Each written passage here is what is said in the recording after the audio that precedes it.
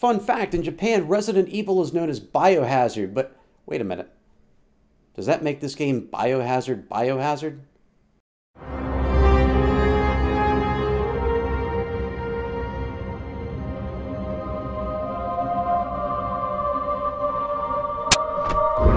Resident Evil 7 Biohazard. So Resident Evil 7 Biohazard is the latest installment in one of my favorite franchises ever, and Resident Evil has an interesting history. I gotta take you back for this, way back. When most people think of classic Resident Evil, three things come to mind: zombies, tank controls, and fixed camera angles. And while these mechanics did annoy some people, the game still had a general scary feel. It felt like a survival horror, which, by the way, Resident Evil is the franchise that coined the terminology. So after a few games, they revitalized the formula, and now we have Resident Evil 4. More action, over-the-shoulder camera, and generally very interesting gameplay with excellent graphics to go along with it. But they took that a little too far in 5 and 6 and made them completely action-oriented games, which took the survival horror element out of it, which chased away legacy Resident Evil fans. But good news, Resident Evil 7 is back to basics. Well, sort of. For the first time in the franchise, we can finally experience this from a first-person perspective. And no, I'm not counting you. No. And I love this element of it because before you were thinking that you were playing the characters, now it feels like you are experiencing this yourself. And they really do put the survival horror spin on this. It's not just a run and gun first person shooter. You really do have to look for ammo. And when you do, unlike in other Resident Evil games, you have only like a couple of bullets that you find per box. So you really have to save your ammo here so that when you do come across a credible threat, you have the means to destroy it. There are some people that complain that the puzzles in this game are overly simplified and a little too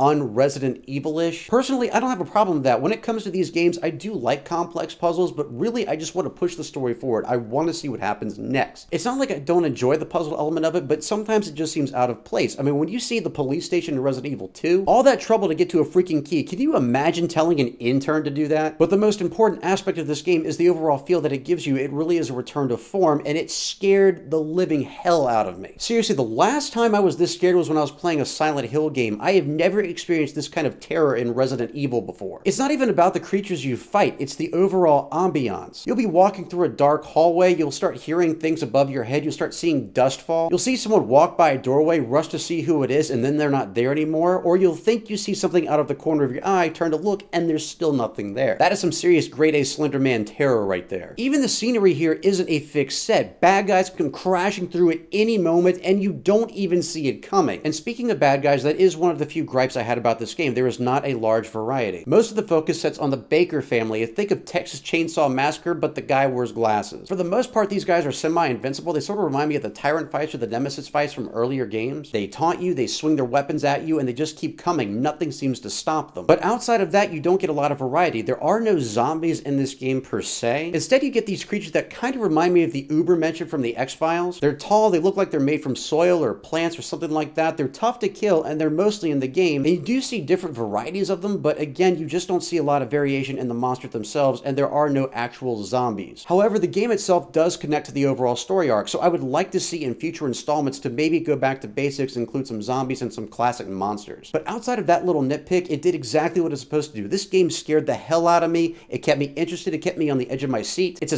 6-hour-long campaign, which for me is a little bit longer than most Resident Evil campaigns, so you can really invest your time in this. And I would love to see where they take this and bring it to the future. I can only imagine what this experience would be like in VR. I have a feeling that'd be a game you'd have to bring your brown pants to. This game didn't just deliver, it revitalized my faith in the Resident Evil franchise, and I will say without a doubt that Resident Evil 7 is worth buying at full price. So Resident Evil 7, what did you think about it? Or better yet, tell me what your favorite Resident Evil game of all time is. You can let me know in the comments below or hit me up on both Facebook and Twitter. Links to my social media accounts can be found in the description. And if you like this video, please hit that subscribe button for more video game related content every Monday, Wednesday, and Friday right here on MythicTyrant.com. Thanks so much for watching, guys and gals. I'll catch you right back here next time. And as always, I'm the Tyrant, signing off.